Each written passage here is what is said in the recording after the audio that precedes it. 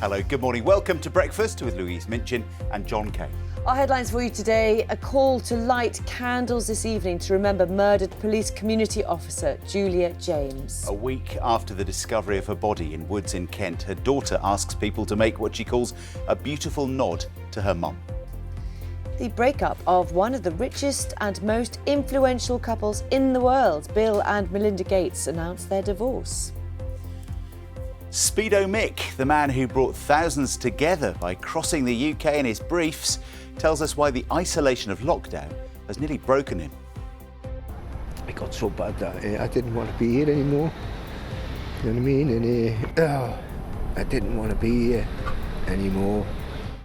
Good morning. If you can't turn up, please tell us. That's the plea from pub and restaurant owners after a busy bank holiday weekend where takings were damaged by no-shows. Should deposits become automatic to protect trade? Mark Selby is this year's World Snooker Champion. He beat Shaun Murphy in front of a full-capacity crowd at the Crucible on a night for sport that marked another step towards normality.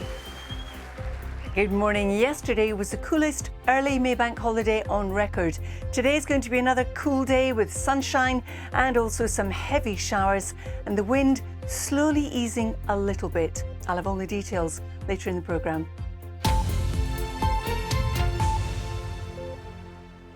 Good morning to you. It's Tuesday the 4th of May. Our top story: and the family of a police community support officer killed in Kent have called for people to light candles this evening and leave them on their doorstep in her memory. Yes, it's 1 week since the body of 53-year-old Julia James was discovered in Woodland.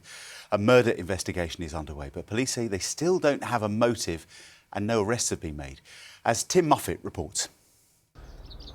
7 days since the discovery of Julia James's body, and police say they still don't know why she was attacked.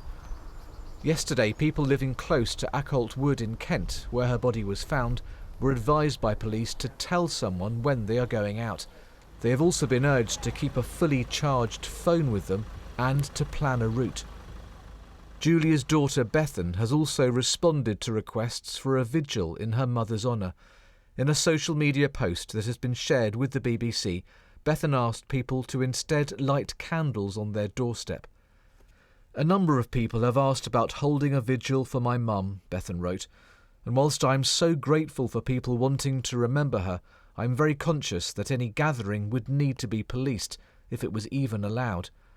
Perhaps we could ask those who wish to remember Mum to light a candle for her and leave it on their doorstep. At 7 p.m, I will light a candle for her. Julia James had been taking her dog for a walk when she was attacked, a few hundred metres from her home. Despite appeals for information and witnesses, there have been no arrests, and police at the weekend said they are ruling nothing out.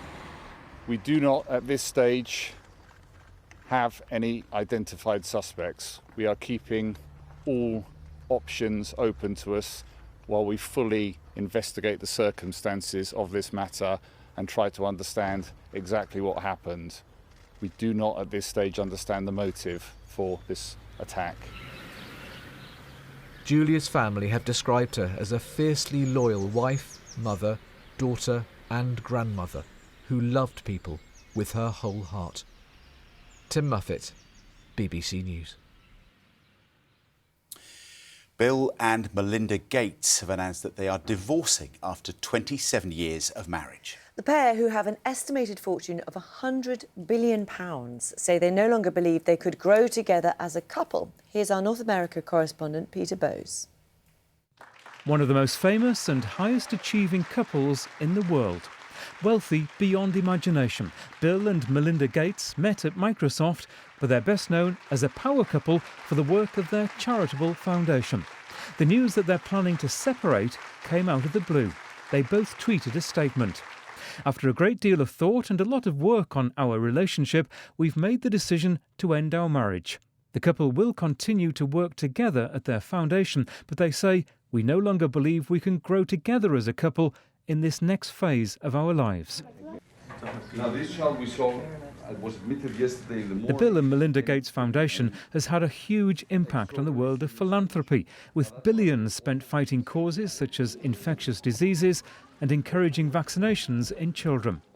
they already had been developing kind of distinct philanthropic persona in a very public sense. Bill with a focus on global health and climate change with a kind of technocratic approach. Melinda with a focus on gender equity, a kind of more community-centered approach. And so in a sense, I think their decoupling had already occurred. Bill Gates, who founded Microsoft in 1975, is the world's fourth richest person, with a net worth of more than $100 billion. There's no word on any financial agreement between the couple. They've asked for space and privacy for their family as they begin to navigate their new lives.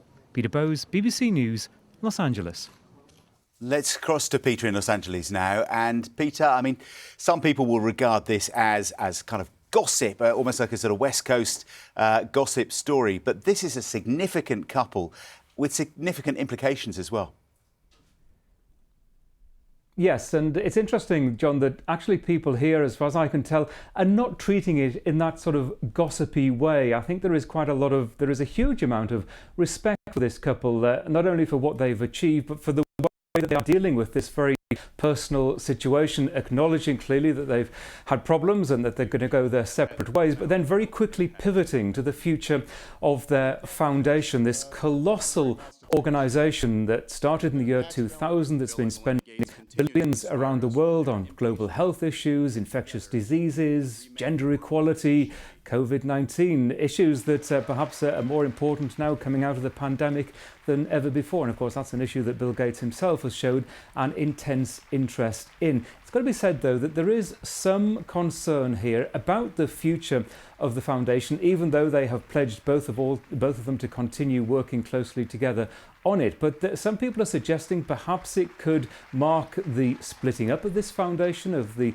Bill and Melinda Gates going in their separate ways. They clearly agree on a tremendous amount, but have their own specific interests as well. And especially Melinda Gates, she talks and writes a lot about women's empowerment, and there's been some speculation she might want to forge ahead with an organisation that promotes some of the issues that are very close to her heart. Nothing official at the moment. In fact, their foundation has also issued a statement to say and to stress that Bill and Melinda Gates will continue to work together. No changes in their roles. They'll advocate for the foundation's issues and set the agenda moving forward jointly for this foundation.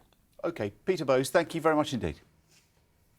Care home residents are being allowed to go on some trips outside from today in England without having to isolate for 2 weeks on their return. Campaigners have welcomed the new guidance, which means residents can go for a walk or visit a loved one's garden.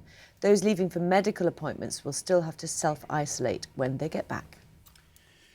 Plans to allow non-essential travel to Europe will be discussed during a meeting of EU leaders later today. Proposals include allowing entry to those who have received both doses of a COVID vaccine, with a clause to apply an emergency brake if necessary, giving member states the option to limit travel quickly if there are any new variants rising levels of infection.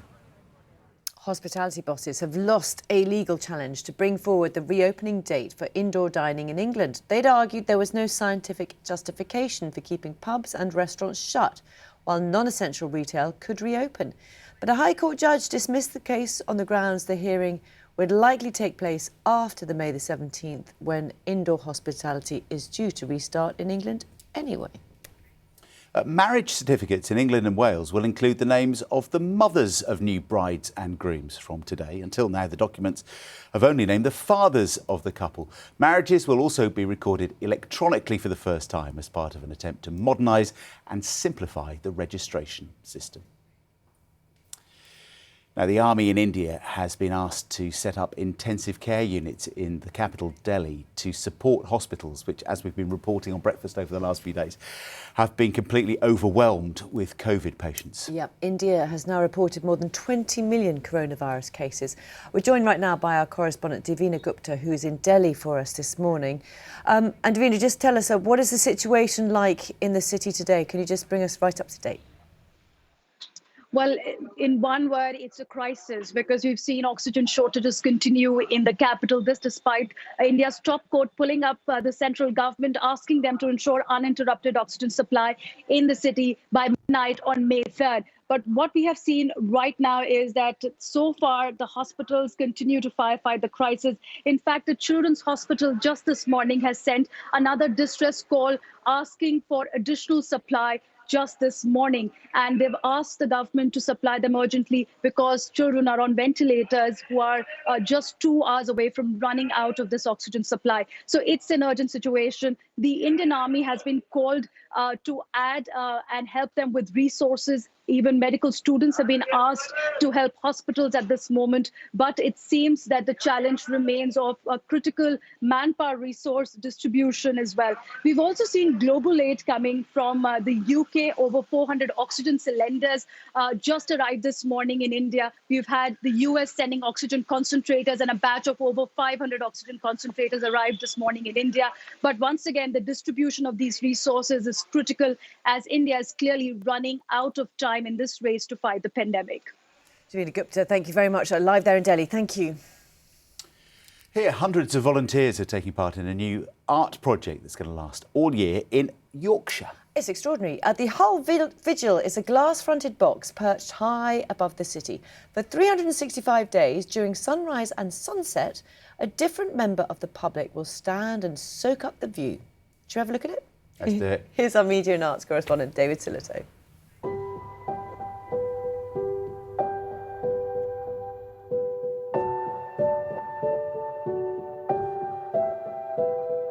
It's been a really tough year for a lot of people. I'm really looking forward to it as being a new beginning. We're in Hull, or maybe more accurately, we're looking over Hull. This is Kate, one of the first visitors to a new arrival in the city. The Hull Vigil. Wow. Wow, and it looks so blue. This is not how I expected it at all. I thought I was going to be terrified. She and more than 700 others will stand here for an hour at a time over the next 365 days and gaze over the city and think. This is an artwork about what's on our minds. My year has been very focused around two members of my family, really. My daughter, who is disabled, my elder daughter, and my dad, who's 83 and has a blood cancer. So it's been one of fear, really, that, protecting them, they're shielding. Each day there'll be a vigil at sunrise and another at sunset. There aren't many rules when you're up here, but there is one. No mobile phones, because they want you to, well, have a chance to enjoy the silence, the sky, the sun, and the beauty of Hull. David Silito, BBC News, Hull.